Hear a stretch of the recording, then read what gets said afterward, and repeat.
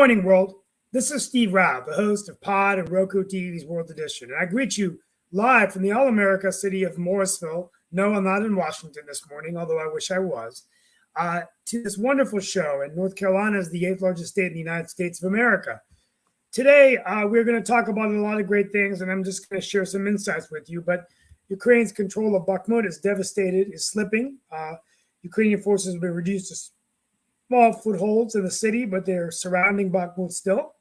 There are only 10 days left to prevent a U.S. deadfall. Congress needs to raise or suspend the debt ceiling, or we will be closing down our government by June 1st. President Biden will be meeting House Speaker McCarthy today. Tim Scott will be announcing his candidacy for president of the United States. The 57-year-old South Carolina Republican is the party's only black senator, and he will be running for the White House. Nebraska passed restrictions on abortion and gender-affirming care, and most Americans will probably have another hot summer. With that being said, today I'm wearing my Muhammad Ali shirt, the greatest of all time. I was last week in Washington on a business trip, roaming the halls of Congress, which I hopefully will be joining one day as a member. And it was amazing to go to the African American Museum, where we had so many great inspiring stories. I was there with my daughter for about 4 hours. I would really encourage you to visit the African American Museum at the Smithsonian. It's really an amazing museum that tells so much of the history of Black Americans and their contributions to our country. I want to remind everyone before we open up the show, we've had a number of months this month. It was Asian American Heritage Month. It's also was Mental Health Awareness Month. And in addition, it's also Jewish American Heritage Month. So we want to remember and thank all the Jewish Americans who have contributed to our nation over the last 350 years. There's a lot of famous Jewish people. I did know Jerry Seinfeld, Jerry Lewis. I didn't know Elizabeth Taylor was Jewish. Of course, Albert Einstein, Stephen Sondheim, Elie Wiesel, and of course, our Attorney General, who's vying in North Carolina to be our first Jewish governor, Josh Stein. But I want to end today saying it's Military Appreciation Month, which I think often gets ignored with all these other months that happen simultaneously. And Saturday was Armed Forces Day. And that was the day actually celebrated when in 1950, President Truman and his administration brought all of the armed forces into one common defense system, and was to celebrate the fact that America would be ready to defend all enemies, foreign and domestic, through land, air, and sea, through our United States military. So it was Armed Forces Day. And of course, Sammy Davis Jr., yes, Jewish. And during Military Appreciation Month, which we'll cap up with Memorial Day, and we'll probably do our Memorial Day edition sometime this week because I'll be gone on vacation. But the bottom line is we just are really grateful for our military. There have been over 1 million Americans who have lost their lives in defense of this nation, many around the world who served in the Allied forces during World War II, World War I. And the bottom line is we are so grateful for your service. If you're actively serving in the military, we pray for any Gold Star family who's lost a loved one. And as I end this monologue, I was emotional when I always run to Lincoln Memorial and I see the image of President Lincoln. And I just get so amazed with the fact that he was able to save the Union. But it was those words in the Gettysburg Address that from these honored dead, we give increased devotion to that great cause for which they gave their last full measure of devotion, and resolved that the dead who gave their lives on the fields of Gettysburg had not died in vain, and that this nation would have a new birth of freedom under God, and they would never perish from the earth. Well, that's really what Military Appreciation Month is about. So just please be aware of it. We'll talk more about it this week. I want to go ahead and bring on our panel. Thank you all so much. And Ali was the greatest of all time. Thank you. Glad to be here with you. I'm only going to be well. Nick just came back from his exciting trip, so maybe he's going to tell us about what's happening in the great state of California, since he just came back from the great state of California and had all that fun and all that trip. I'm curious as to what is going on in the great state of California. Is Gavin Newsom going to run for president as well? What did you learn when you were in the lovely state of California, a state that I have yet to visit, even though I do have friends in the music and movie industry that live out here. I've yet to get out there. The furthest I've been is Vegas, and that would be Nevada. I haven't got out to California yet, but you've been out there a couple of times, but you were there for a conference. How was the great state of California, and what can we expect to get into running for president? Well, California is doing quite well, it looks like, economically. I was in the Bay Area, otherwise known as San Francisco and Palo Alto, California, meeting with the mayor of, Steve will like this. I was meeting with the mayor of Sunnydale, California, and the mayor of Fremont, California, to discuss what they were doing in their wonderful cities. And they're bringing in, Sunnyvale, they're bringing in a $2 billion chip manufacturing company into their city of 150,000. So, Steve, you have your work cut out for you. Got at Morrisville, you got competition from Sunnyvale, California. The mayor is very aggressive there in terms of landing business contracts. And $2 billion, as they say, isn't chopped liver. It's a significant boost. What kind of company is it? Remember the CHIPS Act that was passed? Yes. Manufacture silicon chips, where it's used in computers and stuff. And so I had to ask him, I said, $2 billion is a lot of money. Did you close the deal? Okay. Because you know how politicians are, I'm gonna get 2 billion, but the deal's not closed. Because no, the deal's closed. So 2 billion into your community makes a big difference. Really quickly, it's me again, but I was going to let you know we do have a guest today, John Lawrence Graham. I was actually teasing him when I booked him and everything. But that was actually the name of my high school, John Graham High School. So when I booked him, I was like, wait a minute, am I getting the guy that the high school was named after? And I found out it wasn't. He is also in sunny California. He's actually a professor out there, if I'm remembering correctly, and all along those lines. But he is of the opinion that we can actually do a lot in this area of peace. And I know one of the things you talked about, Steve, is the divide that exists and all in that space. Well, John Graham is of the opinion that there are some parallels between what was going on with Kissinger and some of the things that are taken on this day. And he even says that there's a surprising parallel between Ho Chi Minh and George Washington. I can't wait to hear what this parallel is and along those lines. But I was just wondering, John, if you can share a little bit about your story. And you actually, one of the questions that you say you can answer, and I know Lee's going to want to know this because both Lee and Steve are politicians, and you have figured out why politicians lie.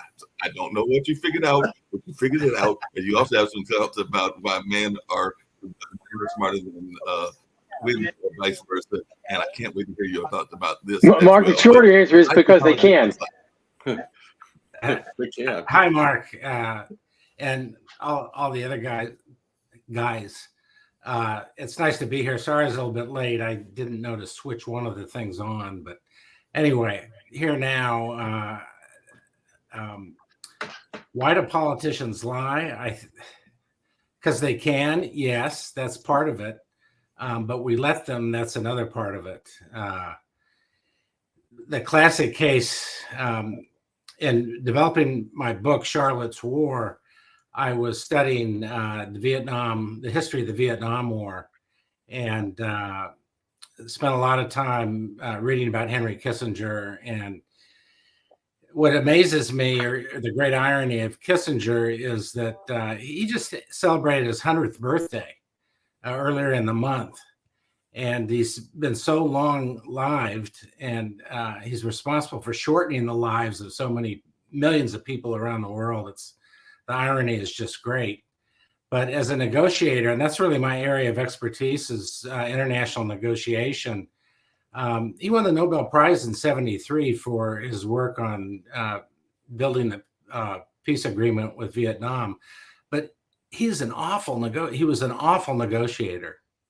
And so again, irony, he won the prize, but he really didn't deserve it.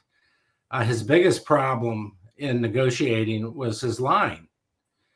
He didn't tell the truth. He kept secrets. He liked secrecy. And that really slowed the peace process down. 4 times he had opportunities to move the peace process along in Vietnam, and he fumbled the ball all 4 times.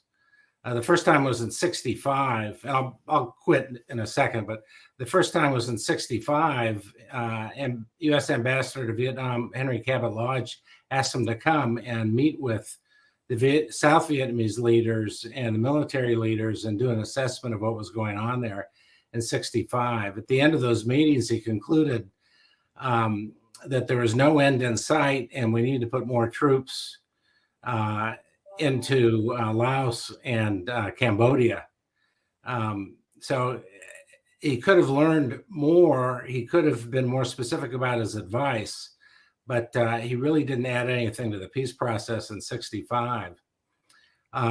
In 67, he got involved in a sidebar negotiation involving a French official who volunteered to take information to Ho Chi Minh and the Vietnamese. And that worked for about 3 months. And finally, at the end of 3 months of going nowhere at all, Lyndon Johnson, president then, cut off that contact. The worst case was in 68. And maybe the worst case, well, I'm skipping over Johnson's line about the Gulf of Tonkin incident. Let me go back to that real quick. So Johnson justified putting hundreds of thousands of troops into Vietnam based on a report that Vietnamese gunboats had attacked an American destroyer in the Gulf of Tonkin. And if you read the Pentagon Papers, what really happened is the destroyer was shooting at the gunboats. So we fired first, but he used that as justification to put in hundreds of thousands of troops. In the 68 election, Kissinger wasn't directly involved, or we don't know that he was directly involved in what really amounted to treason by Nixon. Nixon was trying to slow the negotiations down to boost his chances in the election. And he was working through third parties and talking to the Vietnamese in a way that was more than unethical and probably treasonous. Johnson at the time surveilled and captured all this on tape. And Johnson was debating whether to go public with it or not. But Nixon called him on the Sunday before the Tuesday election. And I have to read this to you because I just love this quote. What Nixon told Johnson is, and I quote, "My God, I would never do anything to encourage Saigon not to come to the table. Good God, we want them over in Paris. We've got to get them there or we can't have a peace." So he invoked the name of God twice in one lie. And that certainly delayed the peace process. The Johnson administration was willing to settle right before then, but that disrupted the peace process. And then, of course, from 1970 to 72, Kissinger was involved in negotiating with the Vietnamese, and that's a little bit longer story, but that was a debacle too. He accomplished nothing during those negotiations. He came back to Washington and said, "Peace is at hand," the popular press, and nothing was signed until 3 months later, and after Nixon bombed Haiphong and Hanoi once more. So that's kind of my story. Just really quickly and everything. One of the things that I know that you've talked about, and we've actually talked about it on this network before, is this notion of gun culture and the guns that exist. And I was just wondering if you could share a little bit about your thoughts around that, because you definitely have mentioned guns, weapons, and I know that you have a military background yourself. But in your own research, how did this culture develop, and is it possible to change that culture? That's a great question. Yeah, it's so deep. There are huge differences between American men and American women on this whole gun culture thing. And I have to start out by my comments by saying the shootings of the children so recently have just been horrific. And I'm going to say it twice. those shootings are horrific. All of them, all these murders are horrific, but those are particularly bad. If you look at the numbers, the United States, I love my country. I'd like it if it worked better. But the United States is exceptional in the amount of armament we have in households and in the military. And everybody knows that, but the numbers are kind of shocking. There are 120, for every 100 Americans, there are 120 guns in private hands. So that's 20% more guns than there are people in this country. And if you look at the military spending, it's between 7 and 8 billion. That's more than 3 times what the Chinese spend. And so when I sit back and think about that, the reason people have weapons is because they're afraid. And that's the big problem with the gun culture, is people have weapons because they're afraid. And so that marks us, the United States, as the most insecure people in the world. If you think of that number, 120 guns per 100 people, the next on the list is about 35 for Canadians. And so we're just way out on this weapons ownership. And how do you get over that? I think what's going to happen is in this next election, women in America are going to take over. The coercion of women and other folks as well isn't going to work in the 21st century, and it's not working. And I think that'll begin to clean it up, because women feel very differently about guns and the use of them. Yeah, speaking of that, and you definitely have mentioned this a couple of times in some of your articles. So in your research, you are definitely a gentleman in everything, but we've only had so far men that have been in senior leadership in the sense of the presidency and along those lines, and even a lot of states that are run by men. There are some states that are run by women as well. But what is your notion as to whether women are smarter than men, and if they are better leaders? Because that is one of the things that I also noticed you talk about even in some of your discussions. But I'd love to hear your thoughts as to whether men or women are smarter than the other one. Yeah, women are definitely smarter, and the best measure of that is they live longer than men. Generally, they don't have this fetish for guns that we have. And I'm speaking about we. If you look at, and Mark, you've got a great beard. I don't know how old you are, but Early 60s. But yes, I do have the great yeah. beard. I can't see the others too well, but we grew up watching all the Westerns on TV, and then it switched to James Bond, and James Bond becomes the big hero. The irony there is Kennedy loved Ian Fleming and loved James Bond. James Bond was one of his favorite characters to read about. And of course, James Bond is no hero. He's an assassin, a paid assassin. And the irony there is Kennedy was assassinated, of course. But anyway, to answer your question about men versus women, it's related to masculinity in sports. My favorite story recently is out here. I don't know where you folks are, but I'm an Angels fan. And Shohei Ohtani is my hero right now because he's doing so well. And if you look at his bat on Mother's Day, the last 2 seasons, he used a pink bat in the beginning, but then he switched to a black bat because it's more weapon-like. And actually, last season, he got his first hit when he switched to the black bat. This season, he's not using a pink bat, or he didn't on Mother's Day. Instead, he was showing off pink cleats.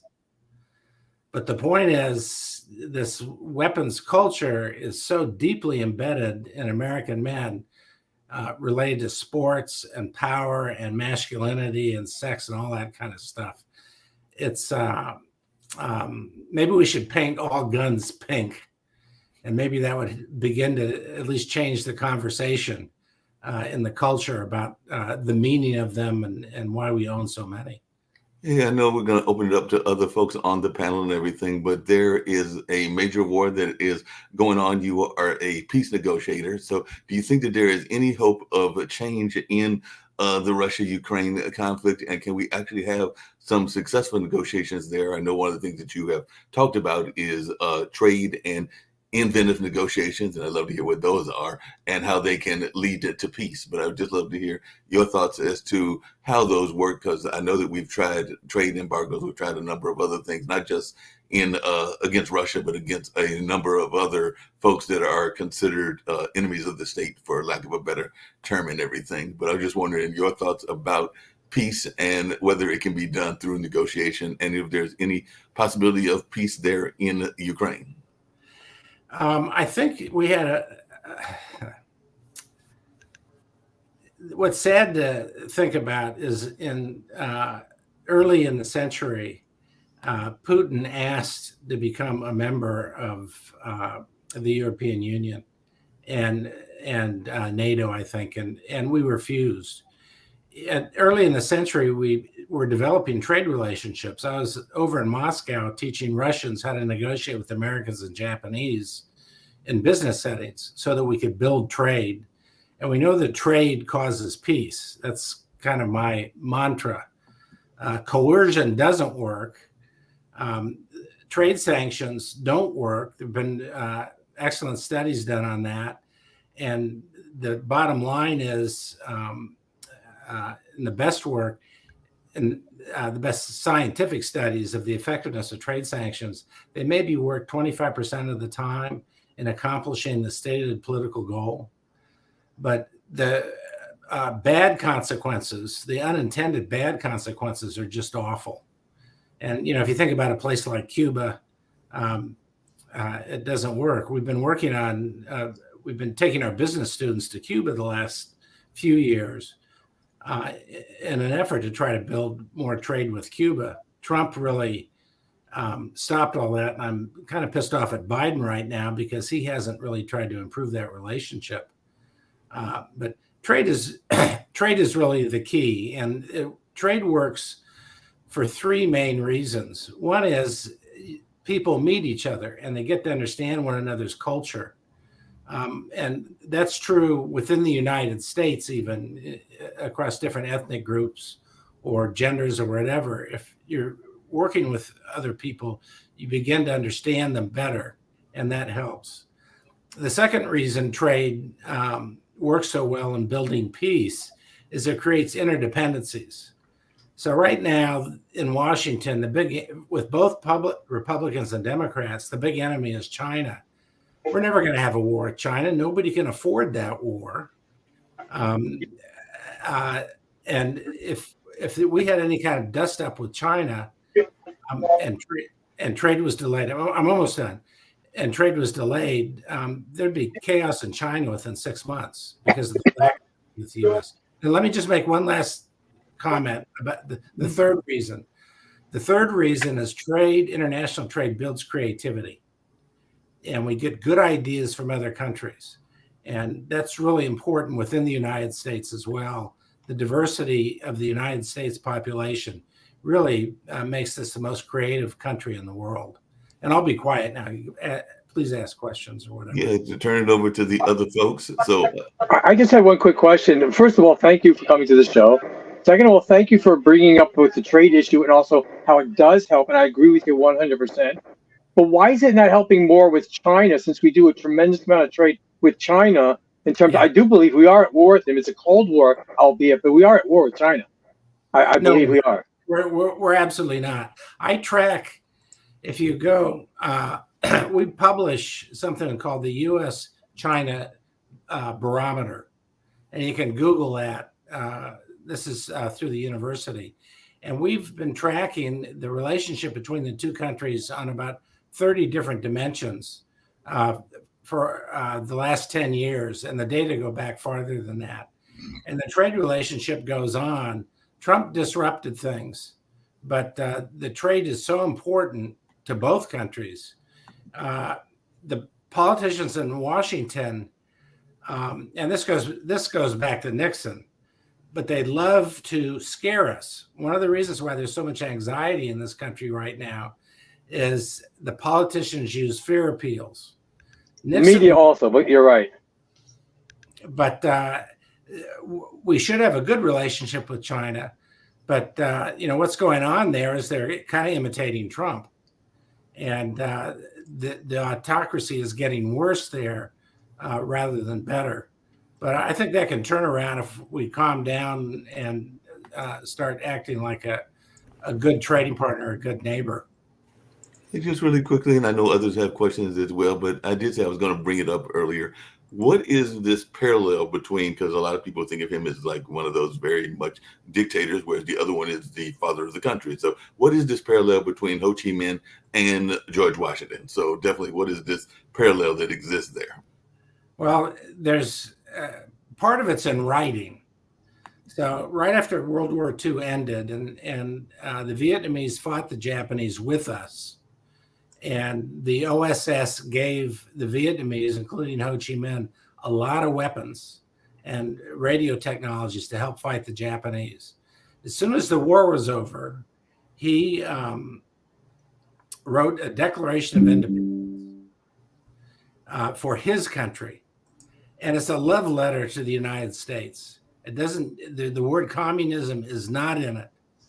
The word bourgeoisie is. He claimed that the French, and they were trying to get independence from France. He claimed that the French had hurt the industry in Vietnam by their imperial rule. But he acted a lot like Washington did, leading this independence. Now, a lot of people think that he was a communist. He was a communist as long as China and Russia were willing to give him weapons in the fight against the French and then us. But his main, and this goes way back, part of the study for Charlotte's War, that's the book, is to look at his background. And there are a lot of different opinions about it, but the key is what he wrote. And what he wrote was not communism. What he wrote was independence. And so that's why he's like Washington. And, he's killing our friends and our associates. Yes. And I'm so sorry about that. I, by the way, was never in the war. I was a bench sitter in Subic Bay in 72. But he really cared about his country and he cared about independence. And the reason we didn't support him, there was a fight in the State Department about whether how to handle Vietnam after the French left in 54, and the European the folks in the State Department, the European focus won that argument rather than the folks in Asia. We should have just let them have their independence. And you can see, and what I'm saying, hindsight is easy, but if you look at what's going on in Vietnam, I think they may still use the label communist. But we've had students, MBA students, working with Vietnamese MBA students in Ho Chi Minh City or Saigon, building business plans. They're very entrepreneurial, and the communism is not part of the thing. It's the same thing in China. They use the label Communist Party, but they're autocratic and getting more autocratic. But if you go to Shanghai, there's free enterprise all over the place.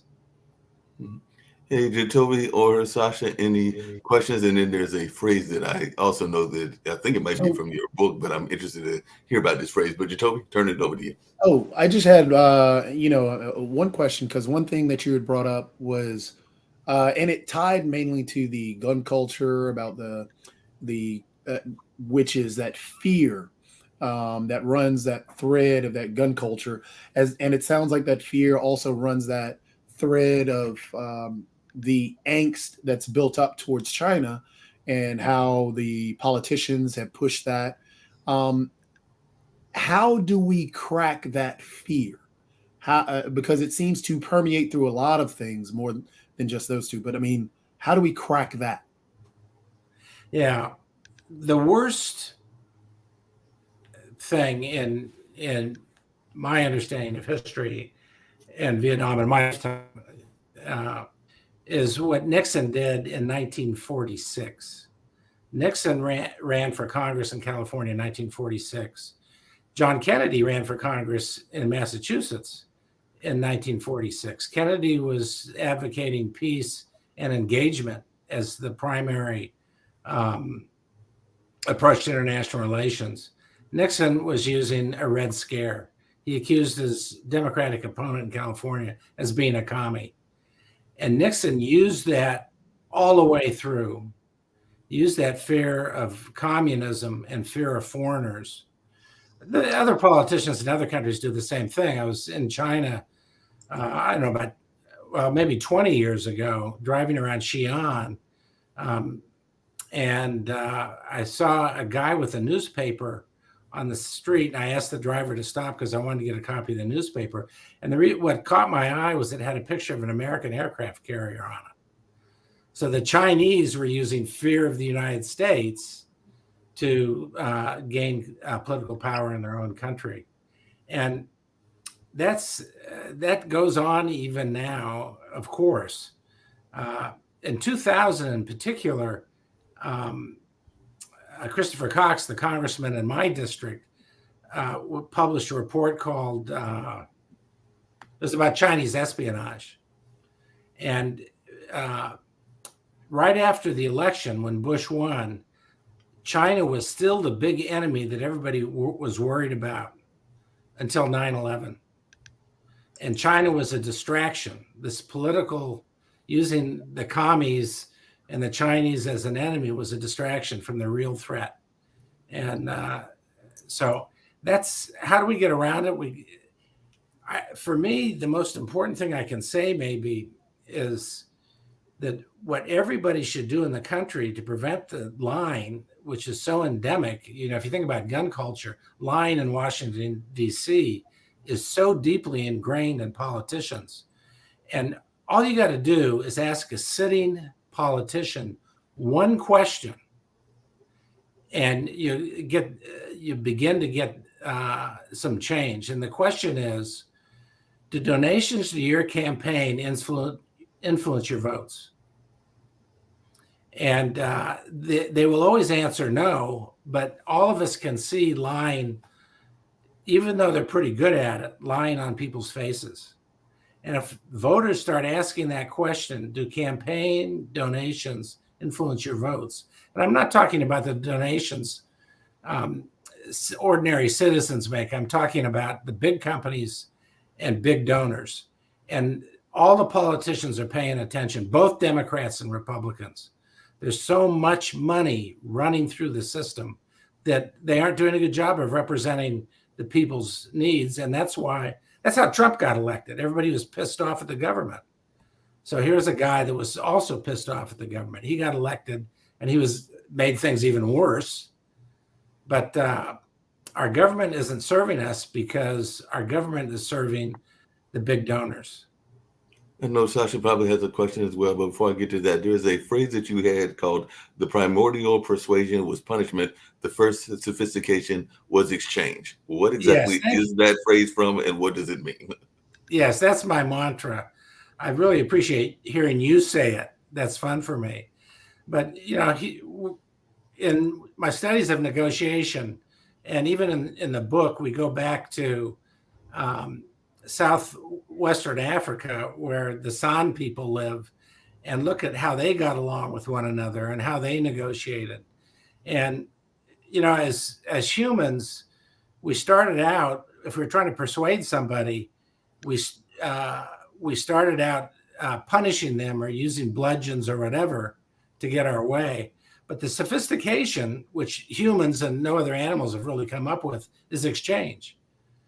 We exchange things and we build relationships, and life gets better for everybody through exchange. As I mentioned, trade is another way of saying that. But that idea that the primordial persuasion was punishment, the first sophistication is exchange, is just fundamental to mankind. And we have to remember that. And that's why these trade sanctions are making me crazy. They were invented basically by Thomas Jefferson in 1807. And they worked about 15 months, or they didn't work for about 15 months because it was hurting our own trade. And so they were withdrawn. But the politicians like them because in a case like Russia and Ukraine, it gives them the appearance of doing something,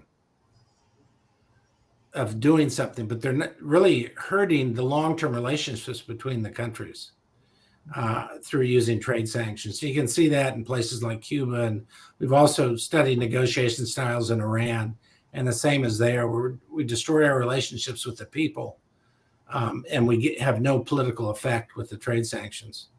So the key is trade and keeping the relationships going. And that's just a basic human fact, if you like. And punishment doesn't work. And particularly what I'm happy about, the outlook for the next decade, we're going to have a tough time for the next 5 years because baby boomers like me are breaking all our social systems.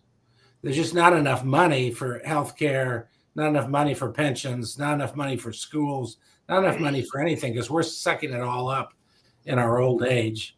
I admit to that. It's not my fault. I mean, my parents are responsible for me, but it's going to be the rest of the decade is going to be tough. But beyond that, we're going to get organized again and things are going to look good. And I'm confident of that because, as I mentioned before, we're the most creative place. And we have immigration, and that helps with the creativity. Well, I'm afraid we're going to need that creativity since Social Security's broke, Medicare's broke, and the government's broke. So you have three broke systems financially. Yes. What I'm saying is that they're broke. And yes. I was talking yesterday to one of my business partners about corruption in Washington. Now, during the Nixon era, my cousin worked in there, which is one reason I went to law school. You may have come across him in your reading. He was the attorney general under Nixon and Ford, William Saxby. Okay. If you don't know who Bill Saxby is, he's actually my second cousin. And he became attorney general of the United States, which is an attorney, but it's also a political position, as you all know. Then I was going to tell Steve, he became ambassador to India. And then he lived to like 97, they passed away or something. So he's dead now, but he was my cousin for years. But we were talking about Washington because a friend of mine who worked there was telling me about the brown bag lunches that took place in the 70s, 80s. I don't know if they still take place now. Okay. And we were joking about it because it's kind of funny. The brown bag lunch was this. All right. You need to have a bill. Sasha will love this. Okay. Since he's used to the old Soviet Union.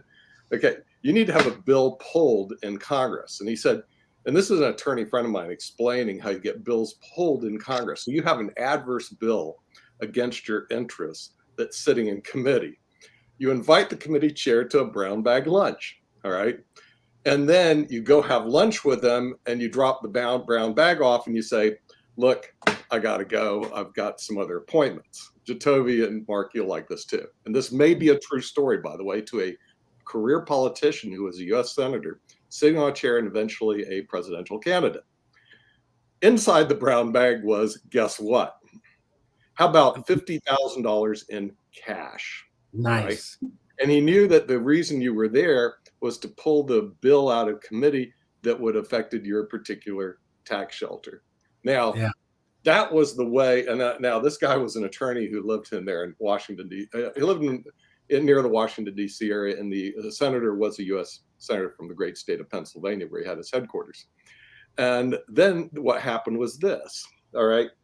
They had the Citizens United case that came down where the political action committees formed. And I actually joined as one of the 12th largest political action committees in the country, IFAC PAC or some whatever it is.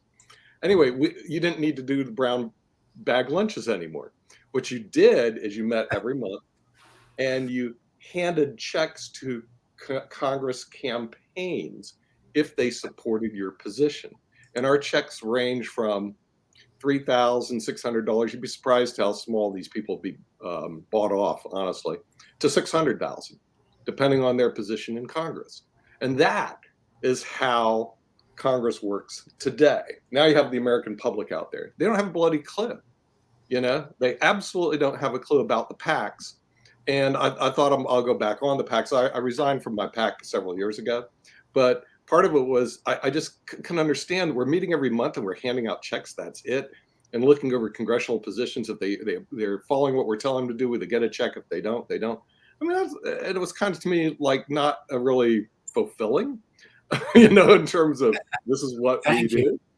But the good news, the American public needs to know you don't have to do the brown bag lunches anymore. Okay, so you just write them a check to their campaign.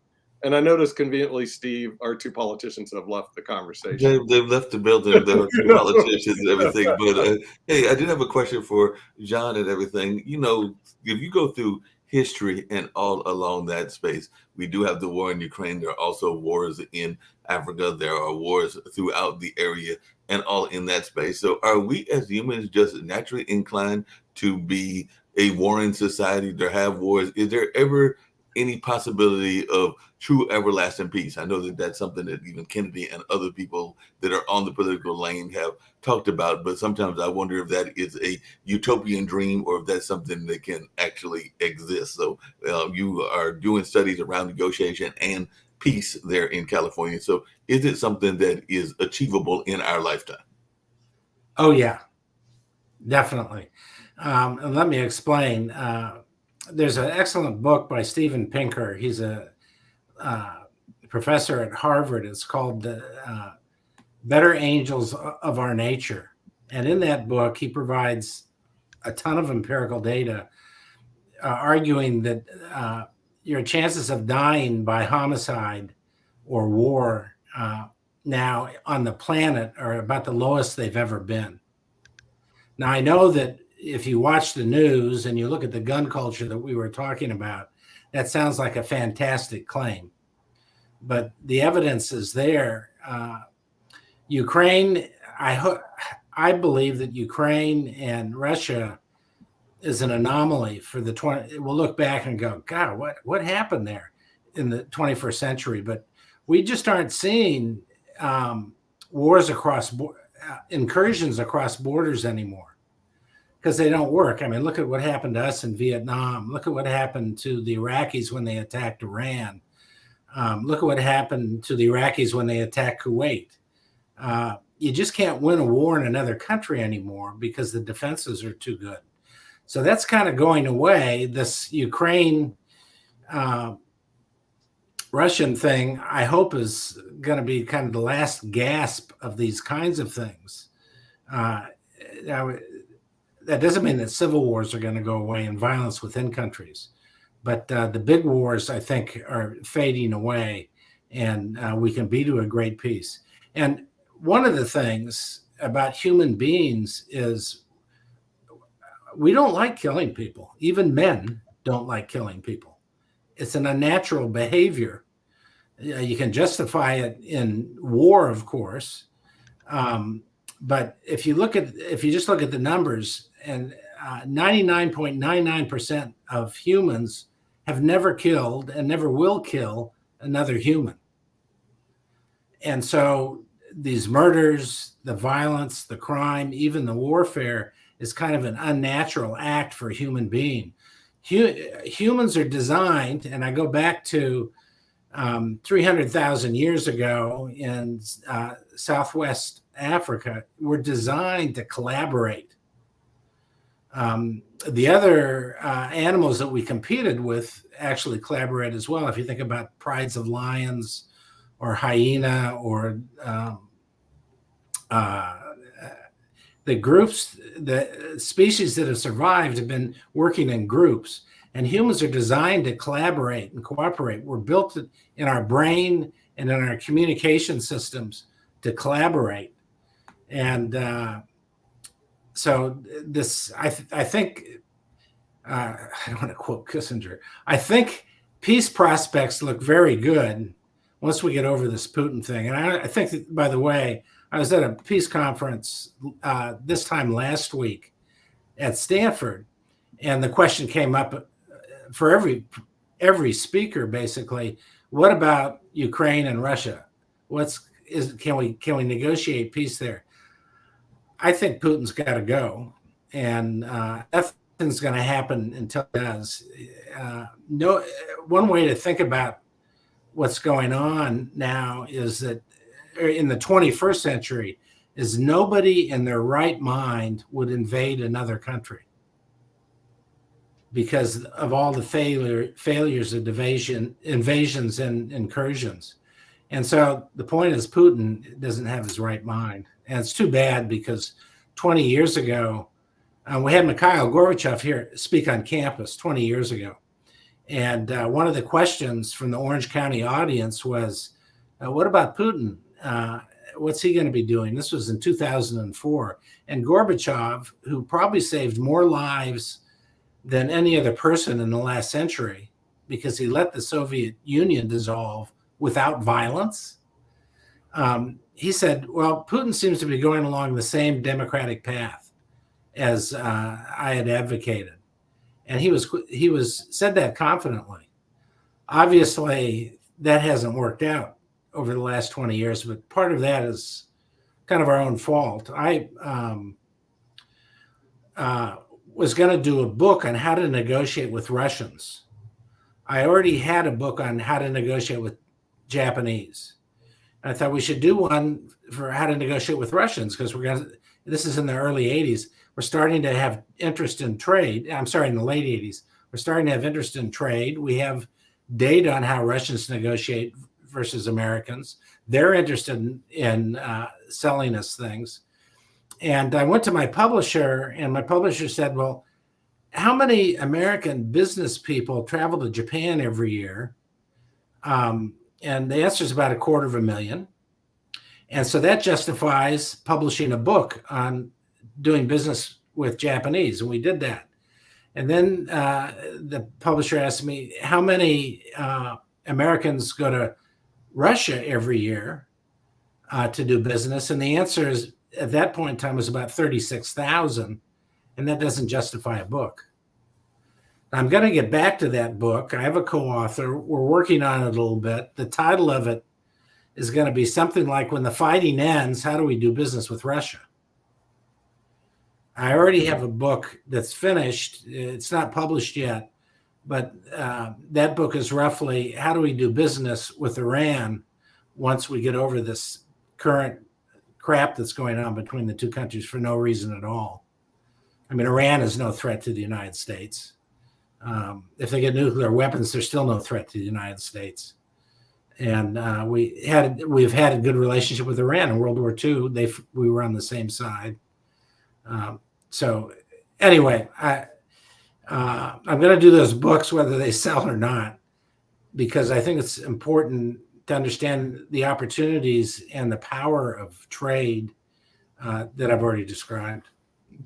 Hey, Sasha, any questions? And I had a question about youth leadership, but I'll get to that as we wind down. But Sasha, you've been listening. Any questions for our esteemed guest today? Same question what you just got about 20 minutes ago, how you can achieve a peace between Ukraine and Russia. Yeah, well, I think that the aggression from the Russians has to end. And then the whole world has a big problem of trying to rebuild, particularly Ukraine. I mean, people talk about... Excuse me, rebuilding Ukraine is a separate issue. I want to focus on very simple thing. There is a war. Russia already lost 203,000 people. In Afghanistan, in 10 years, they lost 15,000 people. So the magnitude, dimensions of this war are such that it defies any other wars which are now happening in the world put together. It's not even close. Yes. And yet, you know the character of Putin. You know that he's not going to retreat from Ukraine. Yes. He's not going to do it. Then please answer the question. You're talking about trade or so on. How you can develop trade with a country like Russia? You can't. It's just wishful thinking. And in fact, it's it's more or less misinformation for people who are not familiar with the issue. It's complete bogus thing. Now, before you write your book about how to trade with Russia, understand that there are several different Russias, and all of them are so different from each other. You're talking about Tsarist Russia, you're talking about Communist Russia, you're talking about Putin's Russia, you're talking about Ivan the Great, the terrible Russia. So you have to always define what exactly you have in your mind, because your book, even if it's a limited edition, it will be read by people who know the subject. And you have to really be on the top of things to impress these people and have validity of your suggestions. I very much appreciate your comment. And these books on, for example, in Japan or Iran, I work with co-authors who have the knowledge that you just described. I don't claim to be an expert on Japan, on Russia, on Iran. I claim to be an expert on international negotiation, and we've done studies in 20 different cultures now, so I'm able to compare how people negotiate in all those countries. And we have a lot of information on that, which if you just email me, I'll be happy to send them to you. But you are exactly right. I would never write a book about Japan, Russia, China by myself. I have to have experts who know the culture, who are from that culture. And I did that. I also have a book on negotiating with Chinese. And in all those cases, I work with people who can answer the questions, the very good questions that you asked. But I appreciate that question. Just really quickly, what are your thoughts, John, about the nature of our young people? You mentioned it earlier, and I've heard some people that are very enthusiastic about the young voice and all of that. There are some others that are concerned that maybe they are misdirected in some of their passions and all along those lines. But you work there in California with a number of students. I was just wondering your assessment of the nature of our youth, and particularly their nature when it comes to peace negotiations and leadership in general. Yeah, I mean, the students I've had, the students we take to other countries, really appreciate the chance to work with the students in other countries. We've done this. We've taken many groups of American students, MBA students, to work with their counterparts in Cuba. They work on business plans together. We've done the same thing in Northern Ireland. That was the first place in 2004. There we, a city group of city leaders in Belfast, both Catholics and Protestants, put together a list of companies we could help. And then we worked with the University of Ulster there and their students and did business plans for them and had their students come to the United States. But both sides appreciated that. I mentioned Cuba. We've also done exactly the same thing in Vietnam, where we've taken our students to Vietnam, have them work on business plans with their counterparts in Vietnam, always trying to build trade and interpersonal relationships. And we're still working on those programs, trying to develop them in places like Latin America. There's a lot of complaints about all the immigration from Latin America now. And the idea is that if we can build business and business knowledge in those countries and relationships, and the blessing of diversity in Southern California, we have a lot of Spanish speakers who can manage those relationships in the future. And the key, so that's, I guess that's my best answer. I'm optimistic. We got to get over this mess from the baby boomers that we talked a little bit about that are creating there, and all our systems are broken, and there's going to be a lot of turmoil in trying to reconfigure the pension system and the healthcare systems in particular. There's going to be a lot of turmoil associated with that. You can already see it. COVID exacerbated it. But I've got a son that's a doctor in New York City, and he's right now can't take a new patient for 3 months because there's such a shortage of healthcare folks. And I get really cranky with the people that complain about all the immigration, particularly people our age, because I wonder who's going to change our adult diapers. The people that forecast the demand for adult diapers see 7% growth year after year for the next 10 years. Wow. And, there's just nobody to take care of us physically. You can automate taking care of older people a little bit. Maybe AI will help, but you need hands-on people. And if you go, at least around in California, to the facilities, they're staffed by people who have come to the country recently. We need young people in this country badly. So we should be encouraging immigration, not discouraging it. But anyway, that's a whole nother topic. I hear you. I appreciate it. Hopefully we'll have to get you back on. Jacoby, it's on you. Yeah. John, I know you have a few books that are coming up and that you're planning on writing. And, through our discussion today and everything you were talking about, is it possible? This is the big book pitch. We're coming to the end of the show. Got a big book pitch that I think you can pull off, because there are a lot of viewpoints that you have that I completely agree with. We are fully on board. And I think I would love for you to do a book where, for example, how you were just talking about the immigration system, how people demonize the immigration system and pushing that fear. But there's a reality there. Can you do a book with that duality, talking about the fears that are pitched out there, and then on the next page, this is the reality of the situation? The fears on the next page of, hey, this is what I know we didn't talk about Florida and Ron DeSantis and all of this craziness going on down there. But for example, how he's banning books, the fears about all this book banning and CRT, which they don't even know what it stands for, or even wokeism and all this stuff, how they use these terminologies and what the fear surrounding it. But then the reality on the other side on the next page. Is that something that you would be open to doing as a book?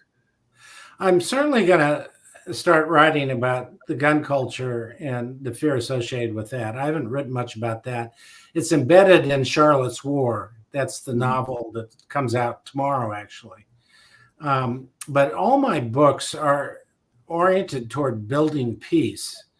And I have 10, I also have 2 kids' books coming out quite soon, but the rest of the books, and I'm talking about peace through trade. That's the main thing that I write about, and peace through international negotiation.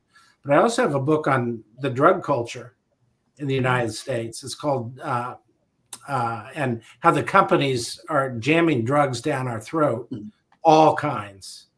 The title of that is Spiced, the Global Marketing of Psychoactive Substances. And that's available for free, actually, on the UC system.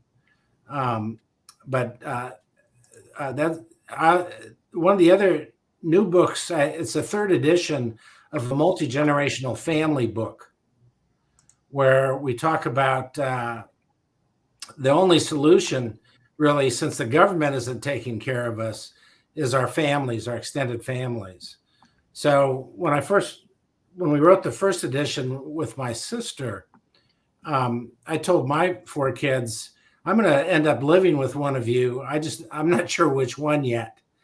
But that's the way families have always worked. If you go back to Southwestern Africa, people lived in extended family groups, and that's the way it should work. So, and that change is already happening. We can see that. We could see that back early in this century, and that's building. So that's peace within the family. The drug book is peace within the neighborhoods, and it talks a lot about the drug war. so that's generally my work. But this idea of comparing the fears and the reality, that's what I try to do. I try in all these books to show the numbers. So, for example, I've been talking about how the rest of this decade is going to be awful. You look at the growth and the percentage of elders, and in the book, we don't use the word elderly anymore. I washed it out of this third edition because I'm an elder now. And elderly sounds like kind of a weakness, okay? And elder kind of commands respect. So the percentage of elders in the population is growing the fastest it's ever grown in American history right now between 2020 and 2030. The growth rate is so steep, and that's what's breaking the systems. And so you have to look at that number and then decide, okay, what can we do? We can't, COVID only killed 500,000 elders. I'm being funny there, or maybe that's not funny, but anyway. I get the point that you're making and everything. I get the point. But anyway, we've got this foreseeable problem. We could foresee this problem. I wrote about it in 1997. It's a foreseeable problem that they're ignoring in Washington right now. All these systems are going to have to change. So I thank you for the idea of comparing the fears to the reality. And great idea. Jacoby oftentimes comes up with amazing ideas. John, you've been a great guest. I hope that I can get you back. I know we were trying to get you booked with some of your people earlier, and we had some things that were going on in your life and everything that caused it to be today versus that earlier appointment. But I would love to get you back on. I know that Jacoby and others would love to hear you come back on and share some of your views. So you do have a standing invitation anytime you're available to come back on and share some of your thoughts and all along those lines. And the last thing I was going to ask, and I see that it looks like Jacoby has brought it up, or maybe Nick has, if you can tell folks how they can get that book of yours, and if you want to give a short description of what Charlotte's book is all about and all along those lines. I'm sure folks would love to hear about your tremendous work and, of course, the book that is coming out tomorrow, and then we'll wrap up the show. Yeah, thank you so much. And I'm sorry I got here late. On there, if you go to the book page, there's the books. But Charlotte's War is an experiment for me. One of the things I'm trying to do is teach peace through a novel. So the history, it's about a woman fighting the system, trying to create peace. And the history runs basically from 1938 to 1972. So it's mostly about Vietnam. There are 5 main characters. Charlotte is an anthropologist and a peace activist. Her son is a Navy SEAL. That's a little bit autobiographical for me, a little bit autobiographical because I'm making stuff up. Those 2 are the fictional characters. The real characters are Ho Chi Minh and Henry Kissinger.